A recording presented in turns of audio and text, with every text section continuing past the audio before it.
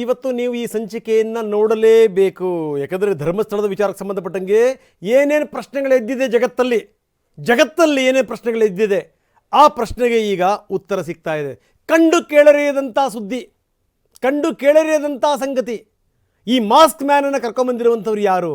ಅವನಿಗೆ ಪಾಠ ಮಾಡಿದಂಥವ್ರು ಯಾರು? ಹೇಳ್ಕೊಟ್ಟವ್ರು ಯಾರು? ಹೇಳ್ಕೊಟ್ಟಿದ್ದನ್ನು ಎಷ್ಟು ಮಟ್ಟಿಗೆ ಹೇಳ್ದ? ಆಮೇಲೆ ಏನಾಯಿತು? ಬಹುಶಃ ಇದನ್ನು ನೀವು ನೋಡಿದ್ರೆ ಸದನದಲ್ಲಿ ಏನು ಉತ್ತರ ಬರಬಹುದು ಪರಮೇಶ್ವರ್ ಅವ್ರದ್ದು ತುಂಬ ಸ್ಪಷ್ಟವಾಗಿ ನಿಮಗೆ ಗೊತ್ತಾಗ್ಬಿಡುತ್ತೆ. ಯಾವುದೇ ಕಾರಣಕ್ಕೂ ಸುದ್ದಿ ಮಿಸ್ ಮಾಡಬೇಡಿ, ತಪ್ಪದೆ ನೋಡಿ. ಆರಂಭದಲ್ಲಿ ನಾನು ಒಂದು ಮಾತನ್ನು ಹೇಳಿದೆ, ಈ ಸಂಚಿಕೆಯನ್ನು ನೀವು ನೋಡಲೇಬೇಕು. ಯಾಕಂದರೆ ಧರ್ಮಸ್ಥಳದ ಅಸ್ಥಿಪಂಜರದ ವಿಚಾರಕ್ಕೆ ಸಂಬಂಧಪಟ್ಟಂಗೆ ನಿಮ್ಮಲ್ಲಿ ಏನೇನು ಪ್ರಶ್ನೆಗಳಿತ್ತು ಆ ಎಲ್ಲ ಪ್ರಶ್ನೆಗಳಿಗೆ ಇದರಿಂದ ಉತ್ತರ ಸಿಗುತ್ತೆ, ನೋ ಡೌಟ್. ಅಷ್ಟೇ ಅಲ್ಲ, ಇದೆಲ್ಲ ನೋಡಿದ ಮೇಲೆ ಇವತ್ತು ಗೃಹ ಸಚಿವರು ಏನು ಉತ್ತರ ಕೊಡ್ತಾರೆ ಅನ್ನುವಂಥದ್ದು ಕೂಡ ತುಂಬ ಸ್ಪಷ್ಟ. ದೂರುದಾರನ ಬಗ್ಗೆ ಎಕ್ಸ್ಕ್ಲೂಸಿವ್ ಸುದ್ದಿ, ಸ್ಫೋಟಕ ಸುದ್ದಿಯನ್ನು ಟಿವಿನಲ್ಲಿ ನಿಮ್ಮ ಎದುರುಗಡೆ ಇಡ್ತಾ ಇದೆ. ಎಲ್ಲೆಲ್ಲೂ ಇಲ್ಲದಂಥ ಅತಿ ದೊಡ್ಡ ರಹಸ್ಯವನ್ನು ಟಿವಿನಲ್ಲಿ ಬಯಲು ಮಾಡ್ತಾ ಇದೆ. ದೊಡ್ಡ ರಹಸ್ಯ, ಅತಿ ದೊಡ್ಡ ಟ್ವಿಸ್ಟ್. SIT ವಿಚಾರಣೆ ಸಂದರ್ಭದಲ್ಲಿ ಯಾವ್ಯಾವ ಸಂಗತಿಗಳನ್ನು ಈ ದೂರುದಾರ ಬಾಯ್ಬಿಟ್ಟ, ಮಾಸ್ಕ್ ಮ್ಯಾನ್ ಹೇಳಿದಂಥ ಸಂಗತಿಗಳು ಯಾವ್ಯಾವು? 2014 ತನಕ ಅವನು ತಮಿಳುನಾಡಿನಲ್ಲಿದ್ದಂತೆ, 2023 ಗುಂಪು ಬರುತ್ತೆ, ಅವನನ್ನು ಸಂಪರ್ಕ ಮಾಡುತ್ತೆ, ಅವನಿಗೆ ಕನ್ವಿನ್ಸ್ ಮಾಡುತ್ತೆ, ಧರ್ಮಸ್ಥಳದಲ್ಲಿ ಎಷ್ಟೆಷ್ಟು ಹೆಣಗಳನ್ನು ಹೂತಿದ್ಯಪ್ಪ ಅಂತ ಕೇಳುತ್ತೆ. ಇಲ್ಲ, ನಾನು ಹೆಣ ಹೂತಿದ್ದು ನಿಜ, ಕಾನೂನುಬದ್ಧವಾಗೇ ಹೂತಿದ್ದೀನಿ ಅಂತ ಹೇಳ್ತಾನವನು. ಲೀಗಲ್ಲಾಗೇ ಹೆಣಗಳನ್ನು ಹೂತಿದ್ದೆ ಅಂತ ಹೇಳ್ತಾನವನು. ಆದರೆ ಲೀಗಲ್ಲಾಗಿ ಹೂತಿದ್ದೀನಿ ಅಂತ ಹೇಳಿದ್ರೂ ಕೂಡ ಬಂದಂಥ ಗುಂಪು ಹೇಳ್ತಂತೆ, ಇಲ್ಲ ನೀನು ಇಲ್ಲೀಗಲ್ಲಾಗಿ ಹೂತಿದ್ದೀನಿ ಅಂತ ಹೇಳು. ಯಾಕಂದರೆ ದೊಡ್ಡ ದೊಡ್ಡ ತಿರುವುಗಳಿದೆ ಇಲ್ಲಿ, ಬಹಳಷ್ಟು ದೊಡ್ಡ ಸುದ್ದಿ ಆಗಿಬಿಡುತ್ತೆ ಇದು. ಜೊತೆಗೇನು ಅಂದರೆ ಬಹಳಷ್ಟು ಸಂಗತಿಗಳು ಗೊತ್ತಾಗ್ಬಿಡ್ತವೆ. ನೀನು ಲೀಗಲಿ ಹೂತಿದ್ರೂ ಕೂಡ ಇಲ್ಲೀಗಲಿ ಅನ್ನುವಂಥ ಮಾತನ್ನು ಹೇಳಿಬಿಡು. 2014 ತಮಿಳ್ನಾಡಿಗೆ ಹೋಗಿ ಈ ವ್ಯಕ್ತಿನ ಭೇಟಿ ಮಾಡಿ ಒಂದು ತಂಡ ಅವನನ್ನು ತಲೆ ತೊಳೆದಿರುವಂಥ ರೀತಿ ಇದು. SIT ಇಂದ ಟಿವಿ ನನಗೆ ಎಕ್ಸ್ಕ್ಲೂಸಿವ್ ವಿವರಗಳು ಲಭ್ಯವಾಗಿವೆ. SIT ಮೂಲಗಳಿಂದ ತುಂಬ ಸ್ಪಷ್ಟವಾದಂಥ ಸಂಗತಿಗಳನ್ನು ಹೇಳಿದೆ. 2023 ಡಿಸೆಂಬರ್ನಲ್ಲಿ ಒಂದು ಟೀಮ್ ಭೇಟಿಯಾಗುತ್ತೆ, ಪೊಲೀಸರು ಒಂದು ಏನೇನು ಹೇಳಬೇಕು ಅಂತ ಹೇಳಿಕೊಡುತ್ತೆ, ಎಲ್ಲವನ್ನೂ ಕೂಡ ಪಾಯಿಂಟ್ ಹಾಕಿಕೊಡ್ತಾರೆ, ಬುರುಡೆ ಕೊಡ್ತಾರೆ. ಬುರುಡೆ ಕೊಟ್ಟವರು ಕೂಡ ಅವರನ್ನೇನೆ ಬುರುಡೆ ತಂದು ಗುಂಪು ಹೇಗೆ ಹೇಳ್ತು ಆ ಥರ ನಾನು ನಡ್ಕೊಂಡೆ. ಮುಗಿತಲ್ಲ ಅಲ್ಲಿ ಕತೆ, ಮುಗಿದೋಯ್ತು, ನೆಗೆದು ಬಿದ್ದೋಯ್ತು ಎಲ್ಲದೂ ಕೂಡ. ಏನು ಅವನು ನಿಂತ್ಕೊಂಡು ವಿಚಿತ್ರ ಮಾಸ್ಕ್ ಹಾಕ್ಕೊಂಡು ಆ ಕಡೆಗೂ ತೋರಿಸಿದ್ದೆ, ಈ ಕಡೆಗೂ ತೋರಿಸಿದ್ದೆ, ಈ ಕಡೆಗೂ ತೋರಿಸಿದ್ದೆ, ಆ ಕಡೆಗೂ ತೋರಿಸಿದ್ದೆ. ದೂರುದಾರನ ಪ್ರಕಾರವೇ ಇನ್ನೂ 2 ಕಡೆ ಶೋಧ ಆಗಿದೆ. ದೂರುದಾರರ ಹೇಳಿಕೆ ವಿಡಿಯೋವನ್ನು ರೆಕಾರ್ಡ್ ಮಾಡಿಕೊಂಡಿದೆ SIT ಮೂಲಗಳು ತುಂಬ ಸ್ಪಷ್ಟವಾಗಿ ಟಿವಿನಲ್ಲಿ ಹೇಳಿವೆ. ಏನಾಗಿದೆ ಘಟನಾವಳಿಗಳು, ಏನಾಯಿತು? ಚೆನ್ನೈನಲ್ಲಿದ್ದಂಥ ವ್ಯಕ್ತಿ, ಅವನನ್ನು ಹೋಗಿ ಭೇಟಿ ಮಾಡಿದಂಥವ್ರು ಯಾರು? 2023 ಡಿಸೆಂಬರ್ನಲ್ಲಿ ಅವನು ಕರ್ಕೊಂಬಂದಂಥವ್ರು ಯಾರು? ಪೊಲೀಸರ ಎದುರುಗಡೆಗೆ ಏನೇನು ಹೇಳಬೇಕು ಅಂತ ಅವನಿಗೆ ಗಿಳಿಪಾಠ ಹೇಳಿಕೊಟ್ಟಂಥವ್ರು ಯಾರು? ಅವನಿಗೆ ಬುರುಡೆ ಕೊಟ್ಟವನಿಗೆ ತಲೆ ತೊಳೆದಂಥವ್ರು ಯಾರು? ತಲೆಯಲ್ಲಿ ಇದನ್ನು ತುಂಬಿದಂಥವ್ರು ಯಾರು? ಏನೇನು ಬಂದು ಹೇಳ್ದ ಅವನು? ಏನು ಕತೆ? ನಾವು ಹೇಳ್ತಿರುವಂಥ ಸಂಗತಿ ಅಲ್ಲ ಇದು. SIT ಅಧಿಕಾರಿಗಳ ಮುಂದೆ ದೂರುದಾರ ಮಾಸ್ಕ್ ಮ್ಯಾನ್ ಬಿಚ್ಚಿಟ್ಟಂಥ ಅತಿ ಸ್ಫೋಟಕ ಸಂಗತಿ ಇದು. ನನ್ನ ಪಾಡಿಗೆ ನಾನಿದ್ದೆ, ಬಂದರು ಒಂದು ಗುಂಪು, ಮಾತಾಡಿದ್ರು, ಮಾತಾಡಿ ನನ್ನ ಕರ್ಕೊಂಬಂದು ನನ್ನ ಕಡೆ ಬುರುಡೆ ಕೊಟ್ಟರು, ಇದನ್ನು ತೊಗೊಂಡೋಗಿ ಕೊಡು ಅಂತ ಹೇಳಿದ್ರು. ಎಷ್ಟು ಹೆಣ ಹೂತಿದ್ದಿ ಅಂತ ಕೇಳಿದ್ರು. ನಾನೆಲ್ಲವನ್ನೂ ಕೂಡ ಹೇಳಿದೆ. ಅವಾಗ ಅವ್ರು ಹೇಳಿದ್ರು, ಇಲ್ಲ ನೀನು ಲೀಗಲ್ಲಾಗಿ ಹೂತಿದ್ರು ಕೂಡ ಇಲ್ಲೀಗಲ್ಲಾಗೆ ಹೂತಿದ್ದೀನಿ ಅಂತ ಹೇಳು. ಅವ್ರು ಹೇಳ್ದಂಗೆ ನಾನು ನಡ್ಕಂಡೆ. ಇಲ್ಲಿ ಮೂರ್ಖರಾದಂಥವ್ರು ಯಾರು? ಇದು ಪ್ರಶ್ನೆ. ಮೂರ್ಖರಾದಂಥವ್ರು ಯಾರಿಲ್ಲಿ? ಸುಜಾತಾ ಭಟ್ ದೂರು ನೀಡೋ ತನಕ ಭಯ ಇತ್ತು, ಕೋರ್ಟ್ನಲ್ಲಿ ಹೇಳಿಕೆ ಕೊಡಲಿಕ್ಕೆ ನನಗೆ ಭಯ ಆಗ್ತಾ ಇತ್ತು. ಯಾವಾಗ ಇದೆಲ್ಲ ಆಯ್ತಲ್ಲ ಆಮೇಲೆ ನನಗೊಂದು ಕಾನ್ಫಿಡೆನ್ಸ್ ಬಂದುಬಿಡ್ತು. ಸುಜಾತಾ ಭಟ್ ದೂರು ಕೊಟ್ಟಾದ್ಮೇಲೆ ನನಗೆ ಧೈರ್ಯ ಬಂತು. ಹೀಗಾಗಿ ನಾನು ಒಪ್ಕೊಂಡು ಬಂದೆ. ಅಲ್ಲಿ ತನಕ ನನಗೆ ಧೈರ್ಯ ಇರಲಿಲ್ಲ ನನಗೆ. SIT ಮುಂದೆ ಈತ ಹೇಳ್ತಾನೆ, ಸುಜಾತಾ ಭಟ್ ದೂರು ಕೊಡೋ ತನಕ ನನಗೆ ಅಷ್ಟಾಗಿ ಧೈರ್ಯ ಇರಲಿಲ್ಲ. ಆಕೆ ದೂರು ಕೊಟ್ಟಾದಮೇಲೆ ನನಗೆ ಭಯ ದೂರ ಆಗಿತ್ತು, ನಾನೂ ಕೂಡ ಹೇಳಬಹುದು ಅಂತ ನಿರ್ಧಾರ ಮಾಡಿದೆ. ಯಾಕಂದರೆ ಅಷ್ಟರಲ್ಲಿ ಒಂದಷ್ಟು ಧೈರ್ಯ ಬಂದಿತ್ತು ನನಗೆ. ಇದು ಈ ಮಾತನ್ನು ಅವನು ಹೇಳಿರೋದು. ಸುಜಾತಾ ಭಟ್ ದೂರು ಕೊಡೋ ತನಕ ಇವನಿಗೆ ಅಳುಕಿತ್ತು, ಅಂಜಿಕೆ ಇತ್ತು, ಭಯ ಇತ್ತು, ಆತಂಕ ಇತ್ತು. ಯಾವಾಗ ಸುಜಾತಾ ಭಟ್ ಕಂಪ್ಲೇಂಟ್ ಕೊಟ್ಟರಲ್ಲ, ಅರೆ ಇಲ್ಲ ಇದು ಇಷ್ಟು ಸಲೀಸು ಆಗಿಬಿಡುತ್ತೆ ಅಂತ ಅಂದ್ಕೊಂಬಿಟ್ಟ ಅವನು, ಬಹಳ ಸಲೀಸು ಅಂದ್ಕೊಂಬಿಟ್ಟ ಅವನು. ಹೀಗಾಗಿ ಒಂದು ನಿರ್ಧಾರ ಮಾಡ್ದ, ಇಲ್ಲ ನಾನು ಹೇಳಿಬಿಡ್ಬೇಕು ಅಂತ. ಇವರೆಲ್ಲರೂ ಕೂಡ ತಲೆ ತುಂಬಿದ್ರು, ಅದನ್ನು ಹೇಳು, ಇದನ್ನು ಹೇಳು, ನೀನು ಲೀಗಲ್ ಇದ್ದಿದ್ದನ್ನು ಕೂಡ ಇಲ್ಲೀಗಲ್ ಅಂತ ಹೇಳು. ಇದು ಸಂಗತಿ. 2023ರಲ್ಲಿ ಒಂದು ಗುಂಪು ಬರುತ್ತೆ, ಅವನಿಗೆ ತಲೆ ತಿಕ್ಕುತ್ತೆ, ಅವನ್ನ ಕರ್ಕೊಂಬರುತ್ತೆ, ಅವನ ಕೈನಲ್ಲಿ ಬುರುಡೆ ಕೊಡುತ್ತೆ, ಇವನು ಬುರುಡೆ ತಗೊಂಬಂದು ಇವನು ಬುರುಡೆ ಬಿಡ್ತಾನೆ. ಇದು ಬುರುಡೆ ಕಥೆ. ಇದು ಸಂಪೂರ್ಣ ಕಥೆ ಮತ್ತು ಕಥಾನಕ ಬುರುಡೆ ಕಥೆ, ಯಾವುದೇ ಡೌಟ್ ಇಲ್ಲ, ಬುರುಡೆ ಕಥೆನೇ ಇದು. SIT ಮೂಲಗಳು ತುಂಬ ಸ್ಪಷ್ಟವಾಗಿ ಟಿವಿನಲ್ಲಿ ಹೇಳಿವೆ, ಇದರ ಹಿಂದಿರುವಂಥದ್ದು ಪಕ್ಕಾ ಬುರುಡೆ ಕಥೆ. ಪಕ್ಕಾ ಬುರುಡೆ ಕಥೆ ಅಂದರೆ ಇದೆಲ್ಲವೂ ಕೂಡ ಪೂರ್ವ ನಿರ್ಧಾರಿತ, ಇದೆಲ್ಲವೂ ಕೂಡ ಏನು ಅಂತಂದರೆ ಅವನಿಗೆ ಪಾಠ ಹೇಳಿಕೊಟ್ಟಿರುವಂಥದ್ದು, ಅವನಿಗೆ ಬಯಹಾಟ್ ಮಾಡಿಸಿರೋದು, ಗಿಳಿಪಾಠ ಜೊತೆಗೆ ಏನು ಅಂದರೆ ಆ ಮೂಳೆನೂ ಕೊಟ್ಟಿರೋದು. ಎಲ್ಲ ಕೊಟ್ಟಾದ ಮೇಲೆ ತಗೊಂಬಂದು ಬಾರಪ್ಪ ಹಿಂಗೆ ಹೇಳಿ ನೀನು ಅಂತ. ಸುಜಾತ ಕಂಪ್ಲೇಂಟ್ ಕೊಡೋ ತನಕ ಇವನಿಗೆ ಅಷ್ಟಾಗಿ ಧೈರ್ಯ ಇರಲಿಲ್ಲ. ಯಾವಾಗ ಆಕೆ ಕಂಪ್ಲೇಂಟ್ ಕೊಟ್ಟರಲ್ಲ ಇವನಿಗೂ ಕೂಡ ಧೈರ್ಯ ಬಂತು, ನಾನು ಕೂಡ ಈ ಕತೆ ಪುಂಖಾನುಪುಂಖವಾಗಿ ಬುರುಡೆ ಕತೆ ಬಿಟ್ಬಿಡ್ಬೋದು ಅಂತ.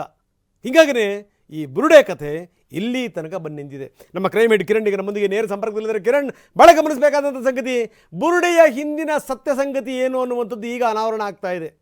ಬುರುಡೆಯ ಹಿಂದಿನ ಕಥೆ ಸಂಪೂರ್ಣ ಬುರುಡೆ, ಇದು ಬುರುಡೆ ಕಥೆ ಅನ್ನುವಂಥದ್ದು ಸ್ಪಷ್ಟವಾಗಿ ಗೊತ್ತಾಗಿದೆ. ಇಲ್ಲಿ ಹಲವಾರು ಪ್ರಶ್ನೆಗಳು ಬರ್ತವೆ ಕಿರಣ್. ಇಲ್ಲಿ 2023ರಲ್ಲಿ ಈ ಪುಣ್ಯಾತ್ಮನನ್ನು ಚೆನ್ನೈನಿಂದ ಕರ್ಕೊಂಬಂದಂಥವ್ರು ಯಾರು? ತಮಿಳುನಾಡಿನಿಂದ. ಯಾರ್ಯಾರ ಗುಂಪಲ್ಲಿದ್ದರು, ಯಾರ್ದಾದರೂ ಬಗ್ಗೆ ಹೇಳಿದಾನ ಇವನು?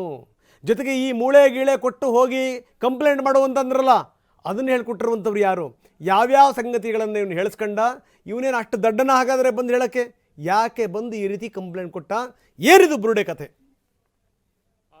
ಈಗಾಗಲೇ ದೂರುದಾರ ಮಾಸ್ಕ್ ಮ್ಯಾನ್ SIT ಪೊಲೀಸರ ಮುಂದೆ ಕಳೆದ ವಾರ ಇಂಟ್ರಾಗೇಷನ್ನಲ್ಲಿ ಸಂದರ್ಭದಲ್ಲಿ ಕೆಲವೊಂದಷ್ಟು ಮಾಹಿತಿಯನ್ನು ಹೇಳಿದ್ದಾನೆ. ತನ್ನನ್ನು ತಪ್ಪೊಪ್ಪಿಗೆ ಕೂಡ ಆತ ಮಾಡ್ಕೊಂಡಿದ್ದಾನೆ. ಮುಖ್ಯವಾಗಿ ಆತ 2014 ನಂತರ ಏನು ಇಲ್ಲಿ ಕೆಲಸ ಮಾಡ್ತಾ ಇದ್ದ ನಂತರ ಹೋಗಿ ತಮಿಳುನಾಡಲ್ಲಿ ಇರ್ತಾನೆ. ಒಂದು ಗುಂಪು ಹೋಗಿ ಆತನನ್ನು ಭೇಟಿ ಮಾಡ್ತಾರೆ, ಆತನನ್ನು ಕನ್ವಿನ್ಸ್ ಮಾಡ್ತಾನೆ. ಬಟ್ ಆತ ಕನ್ವಿನ್ಸ್ ಆಗೋದಿಲ್ಲ.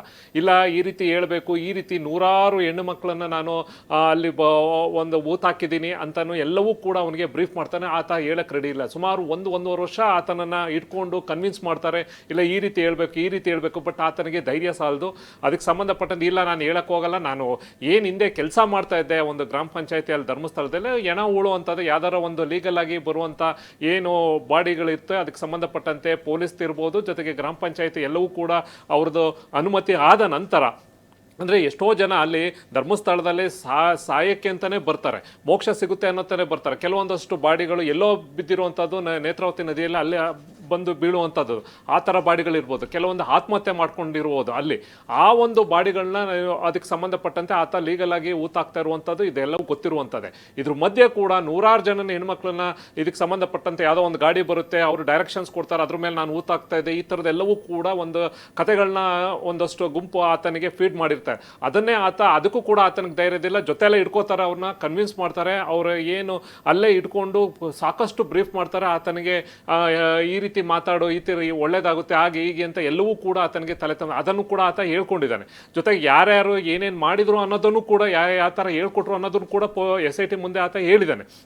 ನಂತರ ಕೊನೆಗೆ ಆತನಿಗೆ ಧೈರ್ಯ ಮಾಡ್ದಲ್ಲ, ಇದೊಂದು ನಾವು ಶುರು ಮಾಡ್ತೀವಿ, ಇದೊಂದು 2 ತಿಂಗಳಿಂದ ಏನು ಡ್ರಾಮಾ ಆಗ್ತಾ ಇತ್ತು, ಇವತ್ತು ಆ್ಯಕ್ಚುಲಿ ಅದು ಕ್ಲೈಮ್ಯಾಕ್ಸ್ಗೆ ಅಂತಲೇ ಹೇಳ್ಬೋದು.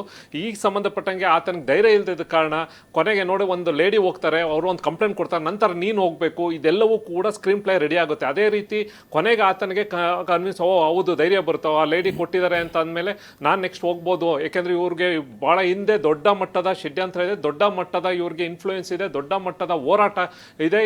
ಇದಕ್ಕೆ ನಾನು ಅನ್ನೋದು ಅವನು ಕೂಡ ಒಂದು ಕನ್ವಿನ್ಸ್ ಆಗ್ತಾನೆ. ಅಂತಿಮವಾಗಿ ಅವನು ಬಂದು ದೂರನ್ನು ಕೊಟ್ಟಿದ್ದಾನೆ. ಈಗ SIT ಮುಂದೆ ಒಂದಷ್ಟು ಅರ್ಧ ಆತನ ಹೇಳಿದ್ದಾನೆ, ಕೆಲವೊಂದಷ್ಟು ತಪ್ಪುಗಳನ್ನ ಒಪ್ಕೊಂಡಿದ್ದಾನೆ. ಆದರೆ SIT ಪೊಲೀಸರು ಇನ್ನು ಮುಂದೆ ಆತನನ್ನು ಇಂಟ್ರಾಗೇಷನ್ ಮಾಡಬೇಕು ಅಂದರೆ ಸರ್ಕಾರದಿಂದ ಅನುಮತಿ ಬೇಕು. ಅದಕ್ಕಿಂತ ಮುಂಚೆ ಇನ್ನೊಂದು 2-3 ಪಾಯಿಂಟು ಆತ ಹೇಳಿರುವಂಥದ್ದು ಇದೆ. ಅದನ್ನು ಮುಗಿಸಿ ಈತನನ್ನು ರಿವರ್ಸ್ ಇನ್ವೆಸ್ಟಿಗೇಷನ್ ಅಂದರೆ ಈಗ ಯಾರು ದೂರದಾರನ್ನ ಅವನ್ನೇ ಇನ್ವೆಸ್ಟಿಗೇಷನ್ ಮಾಡುವಂಥದ್ದನ್ನ ಅವನ್ನೇ ಎನ್ಕ್ವೈರಿ ಮಾಡುವಂಥ ಕೆಲಸವನ್ನು SIT ಪೊಲೀಸರು ಮಾಡಬೇಕಾಗಿದೆ. ಈಗ ಫಸ್ಟ್ ಅವನು ಇನ್ನೊಂದು 2-3 ಪಾಯಿಂಟ್ ಇದೆ. ಬಹುಶಃ ಈ ಒಂದು ಸೆಷನ್ ಶುಕ್ರವಾರ ಆದ ನಂತರ 2-3 ಪಾಯಿಂಟಲ್ಲಿ ಅದನ್ನು ತೆಗಿತಾರೆ. ಅವನು ತೋರಿಸಿರುವಂಥದ್ದು ಡಿಗ್ ಮಾಡ್ತಾರೆ. ನಂತರ ಆತನ ರಿವರ್ಸ್ ಒಂದು ಏನು ಇನ್ವೆಸ್ಟಿಗೇಷನ್ ಆತನನ್ನು ಎನ್ಕ್ವೈರಿ ಮಾಡೋದು. ಯಾಕೆಂದರೆ ಆತ ಇಲ್ಲಿವರೆಗೂ ಹೇಳಿರುವಂಥದ್ದು ಕಂಪ್ಲೀಟ್ ವಿಡಿಯೋ ರೆಕಾರ್ಡಿಂಗ್ ಕೂಡ ಇದೆ. ಅದಕ್ಕೆ ಸಂಬಂಧಪಟ್ಟಂತೆ ಸರ್ಕಾರಕ್ಕೂ ಕೂಡ ಗಮನಕ್ಕೆ ಬಂದಿದೆ. ಇನ್ನು ಉಳಿದಂತೆ ಯಾರ್ಯಾರು ಏನು ಅವರ ಪಾತ್ರ ಏನು ಇದಕ್ಕೆ ಸಂಬಂಧಪಟ್ಟಂತೆ ಇಷ್ಟೊಂದೆಲ್ಲ ಷಡ್ಯಂತ್ರ ರೂಪಿಸೋಕ್ಕೆ ಯಾರ ಕೈವಾಡ ಇದೆ ಎಲ್ಲವನ್ನೂ ಕೂಡ ಆತ ಬಿಟ್ಟಿದ್ದಾನೆ. ಇನ್ನೂ ಕೂಡ ಫರ್ದರ್ ಎನ್ಕ್ವೈರಿ ಮಾಡಬೇಕು. ಬರೀ ಅವಂದೇ ಅಲ್ಲ, ಅವ್ರ ಮನೆಯವ್ರನ್ನ ಎನ್ಕ್ವೈರಿ ಮಾಡಬೇಕು.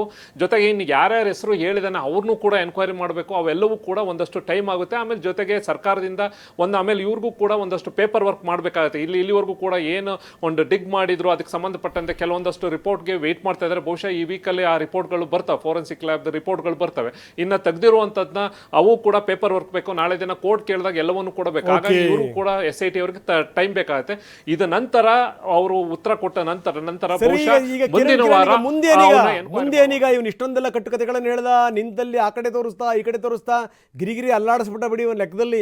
ಇವನು ಹೇಳ್ದಂಗೆ ಅವರು ಕೂಡ ಕುಣಿದ್ರು ಅಧಿಕಾರಿಗಳು. ಅದು ಬೇಕಿತ್ತೇನೋ ಗೊತ್ತಿಲ್ಲ, ಪ್ರಶ್ನೆ ಬೇರೆ. ಆದರೆ ಇದೆಲ್ಲದರ ಜೊತೆಗೆ ಏನು ಅಂತಂದರೆ ಈ ದೇಹ ಬಾಲನ ಕುಣಿಸ್ತೋ ಬಾಲ ದೇಹನ ಕುಣಿಸ್ತೋ ಅಂತಾರಲ್ಲ, ಹಾಗೆ ಇವನು SIT ಕುಣಿಸಿದ್ನೋ ಅಥವಾ SIT ಇವನು ಹೇಳ್ದಂಗೆ ಕೇಳ್ತೋ.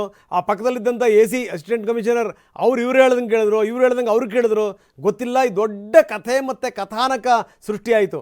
ಇವೆಲ್ಲವೂ ಕೂಡ ಸುಳ್ಳು ಅನ್ನೋದಾದರೆ ಮುಂದೇನು? ಈಗ ದೂರನ್ನ ಕೊಟ್ಟಿದ್ದಾನೆ, ಕೋರ್ಟ್ಗೆ ಹೋಗಿದ್ದಾನೆ, ಒಂದು ಸ್ಟೇಟ್ಮೆಂಟನ್ನು ಕೂಡ ಕೊಟ್ಟಿದ್ದಾನೆ. SITನೂ ಕೂಡ ಸರ್ಕಾರ ರಚನೆ ಮಾಡಿದೆ. ಅದಕ್ಕೆ ಸಂಬಂಧಪಟ್ಟಂತೆ ಪ್ರಣವ್ ಮೊಹಂತಿಯನ್ನು ಮುಖ್ಯಸ್ಥನಾಗಿ ಮಾಡಿದ್ದಾರೆ, ಒಂದು ಟೀಮನ್ನು ಕೂಡ ಮಾಡಿದ್ದಾರೆ. ಈಗ ಆತ ಹೇಳುವಂಥ ಜಾಗಗಳನ್ನ ಎಲ್ಲವೂ ಕೂಡ ತೋರಿಸಿದ್ದಾರೆ. ಆದರೆ ಈಗ ಅವರ ಕೆಲಸವನ್ನು ಮುಗಿಸಿದ್ದಾರೆ. ನಂತರ ಈಗ ರಿವರ್ಸ್ ಇನ್ವೆಸ್ಟಿಗೇಷನ್ ಆಗಬೇಕು. ಯಾಕೆಂದ್ರೆ ಅವನಿಗೆ ಹೇಳಿದಂಗೆ 106 ಅಂತ ಅಂದರೆ ಎಲ್ಲೂ ಕೂಡ ಸಿಕ್ಕಿಲ್ಲ. ಸಿಕ್ಕಿರೋದು ಅವನು ತಗೊಬಂದಂಥ ಒಂದು ಬುರ್ಡೆ, ಅದು ಕೂಡ ಪುರುಷಂದಂತ ಆಗೋಗಿದೆ. ಮತ್ತೆ 6ನೇ ಸ್ಪಾಟಲ್ಲಿ ಸಿಕ್ಕಿದಂಥದ್ದು ಕೂಡ ಅದು ಕೂಡ ಒಂದು ಬಹಳಷ್ಟು ವರ್ಷಗಳ ಹಿಂದೆ ಅಂತ ಹೇಳಿದ್ರೆ ಅದು ಕೂಡ ಪುರುಷನದ್ದು ಅಂತ ಆಗಿದೆ.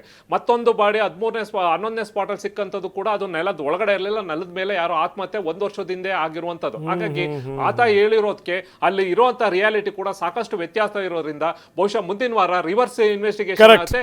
ಕಂಪ್ಲೇಂಟ್ ಕೊಟ್ಟವನ ವಿರುದ್ಧ ಮತ್ತೆ ಅವರು ತನಿಖೆಯನ್ನು ಮಾಡೋಕೆ ಧನ್ಯವಾದ. ಥ್ಯಾಂಕ್ ಯು ವೆರಿ ಮಚ್ ತಮ್ಮೆಲ್ಲ ಮಾಹಿತಿಗೆ. ಯಾವಾಗ 30 ಪಾಯಿಂಟ್ಗಳಲ್ಲಿ 300 ಹೆಣಗಳು ಅನ್ನಲ್ಲ, ಅವಾಗಲೇ ಗೊತ್ತಾಗಬೇಕಾಗಿತ್ತು ಇದು ಕಟ್ಟುಕತೆ, ಇದು ಬುರುಡೆ ಕತೆ ಇದು ಅಂತ. ನೋಡಿ, ಇದೆಲ್ಲ ವಿವರಗಳನ್ನು ಇಟ್ಕೊಂಡು ಪ್ರಣವ್ ಮೊಹಂತಿ ಗೃಹ ಸಚಿವ ಪರಮೇಶ್ವರ್ ಅವರನ್ನ ಭೇಟಿ ಮಾಡಿದ್ದಾರೆ. SIT ಮುಖ್ಯಸ್ಥ ಪ್ರಣವ್ ಮೊಹಂತಿ ಸಚಿವರನ್ನ ಭೇಟಿ ಮಾಡಿದ್ದಾರೆ. ಎಲ್ಲ ವಿವರಗಳನ್ನು ಕೂಡ ಹೇಳಿದ್ದಾರೆ. ಯಾಕಂದರೆ ಈ ಸದನದಲ್ಲಿ ಏನಾದರೂ ಸ್ಟೇಟ್ಮೆಂಟ್ ಕೊಡೋದಕ್ಕಿಂತ ಮೊದಲು ಎಲ್ಲ ವಿವರಗಳು ಗೊತ್ತಿರಬೇಕಲ್ಲ ಗೃಹ ಸಚಿವರಿಗೆ ಪಾಯಿಂಟ್ ವಿವರಗಳನ್ನು ಕೊಟ್ಟಿದ್ದಾರೆ. ಇದರ ಹಣೆ ಬರಹ ಇಷ್ಟಿದೆ ನೋಡಿ ಅಂತ. ಈ ಬುರುಡೆ ಕಥೆನೂ ಕೂಡ ಹೇಳಿರಬೇಕು. ಯಾರಿಲ್ಲಿ ಮೂರ್ಖರಾದಂಥವರು, ಯಾರನ್ನು ಮೂರ್ಖರನ್ನಾಗಿ ಮಾಡಿದರು ಒಂದು ಗುಂಪು ಸೇರಿಕೊಂಡು, ಎಷ್ಟರ ಮಟ್ಟಿಗೆ ಇಡೀ ಕ್ಷೇತ್ರಕ್ಕೆ ಮಸಿ ಬೆಳಿಬೇಕು ಅಂತ ಪ್ರಯತ್ನ ಮಾಡ್ತು. ಜನ ಪ್ರತಿಭಟನೆಗಳಿದ್ದರು. ಪ್ರತಿಭಟನೆಗೆ ಜನ ಮಾತಾಡಿದ್ದಾರೆ, ಕೇಳಬೇಕು ಒಂದೊಂದು ಕಥೆನ ಮಂಗಳಾರತಿ ಎತ್ತಿದ್ದಾರೆ. ಅಂದರೆ ಯಾವ ಸುಳ್ಳನ್ನು ಬೇಕಾದರೂ ಕೂಡ ನೀವು 100 ಸರಿ ಹೇಳಿ ಸತ್ಯ ಮಾಡ್ಬೋದು. ಹಾಗಾದರೆ 3 ಜನ ಇಲ್ಲಿ ಮೂರ್ಖರಾಗ್ಬಿಟ್ರಲ್ಲ, ಇಲ್ಲಿ ಯಾರು ಜವಾಬ್ದಾರಿ? ಇಡೀ ಸರ್ಕಾರ, SIT, ಸಮಾಜ, 3 ಜನರನ್ನ ಮೂರ್ಖರನ್ನಾಗಿ ಮಾಡುವಂಥ ಒಂದು ಪ್ರಯತ್ನ ಆಯ್ತಲ್ಲ. ಯಾರು ಜವಾಬ್ದಾರಿ ಇದಕ್ಕೆ? ಈಗೇನೀಗ ಮಾಸ್ಕ್ ಮ್ಯಾನ್ನ ನಿರಂತರವಾದಂಥ ವಿಚಾರಣೆ ನಡೀತಾ ಇದೆ. ಎಲ್ಲರನ್ನೂ ಕೂಡ ವ್ಯವಸ್ಥಿತವಾಗಿ ಅವನು ಮೂರ್ಖರನ್ನಾಗಿ ಮಾಡ್ದ. ವ್ಯವಸ್ಥಿತವಾಗಿ ಏನು ಆ ಕಡೆ ತೋರಿಸ್ತಾ ಈ ಕಡೆ ತೋರಿಸ್ತಾ, ಅಲ್ಲಿ ತೆಗಿರಿ ಇಲ್ಲಿ ತೆಗಿರಿ. 18 ಅಡಿ ಆಳ, 20 ಅಡಿ ಆಗಲ್ಲ, 18-20 ಅಡಿ ಆಳ. ಯಾರೇ ಬಡವರಿಗೆ ಬಾವಿ ಗಿವಿ ತಕ್ಕೊಟ್ಟಿದ್ರೆ ಹೆಲ್ಪ್ ಆಗ್ಬಿಡೋದಲ್ರಿ. ಈ ಬರಗಾಲದ ಕಡೆಗೆ ರೈತರಿಗೆ ಪಾಪ ಹಿಂಡು ದಂಡು ಕರ್ಕೊಂಡು ಹೋಗಿ ಏನು ತೆಗೆದಿದ್ದು ಬಗ್ದಿದ್ದು ಪ್ರಶ್ನೆಗಳ ಮೇಲೆ ಪ್ರಶ್ನೆಗಳನ್ನು ಹಾಕ್ತಾ ಇದ್ದಾರೆ. ಏನು ಕೊಡ್ತಾನ ಉತ್ತರನ? ಅದೆಲ್ಲವೂ ಕೂಡ ಬುರುಡೆ. ಇನ್ನೇನು ಕೊಡೋಕ್ಕೆ ಸಾಧ್ಯ? ಇವನ ಬುರುಡೆನಲ್ಲಿ ಮೆದುಳೇ ಇಲ್ಲ. ಇದ್ದಿದ್ರೆ ಇವನು ಇಂಥವನ್ನೆಲ್ಲ ಒಪ್ಕೋತಿರ್ಲಿಲ್ಲ. ಕಾಡಿಂದ ನೀನು ಬುರುಡೆ ತರುವಾಗ ನೀನು ಯಾರಿದ್ರು ನಿನ್ನ ಜೊತೆಗೆ? ಇದು ನೀನು ಎಲ್ಲಿಂದ ತೊಗೊಂಬಂದು? ನೀನೇ ಹೂಳಿದಂಥ ಸಮಾಧಿಯಿಂದ ತೆಗೆದು ತೊಗೊಂಬಂದಿದ್ದ ಆ ಬುರುಡೆ ಅದೇನು ಸಹಜ ಸಾವಿಂದೋ ಅಥವಾ ಅಸಹಜ ಸಾವಿಂದ? ಈಗ ನೋಡಿ, ಎಲ್ಲ ಸೇರಿಕೊಂಡು ಈ ಬುರುಡೆ ಬಿಡೋನು, ಬುರುಡೆ ಬಿಡಿಸೋರು ಅವರೆಲ್ಲರೂ ಸುತ್ತುತ್ತಿದ್ದು. ಈ ವಿಚಾರಕ್ಕೆ ಸಂಬಂಧಪಟ್ಟಂಗೆ ಯಾರ್ಯಾರು ಒಳಗಡೆ ಹೋಗ್ತಾರೆ ಗೊತ್ತಿಲ್ಲ, ಯಾರ್ಯಾರಿಗೆ ಯಾವ್ಯಾವ ರೀತಿ ವಿಚಾರಣೆ ಆಗುತ್ತೆ ಗೊತ್ತಿಲ್ಲ. ಮೂರು ಜನರನ್ನು ಮೂರ್ಖರನ್ನಾಗಿ ಮಾಡಿಬಿಟ್ಟ. ಅದಕ್ಕೆ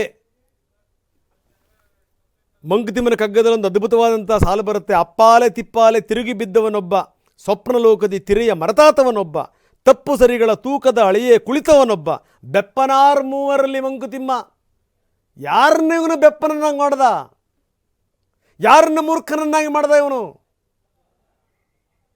ಯಾರನ್ನ ದಡ್ಡರನ್ನಾಗಿ ಮಾಡ್ದ? ಇಡೀ ವ್ಯವಸ್ಥೆ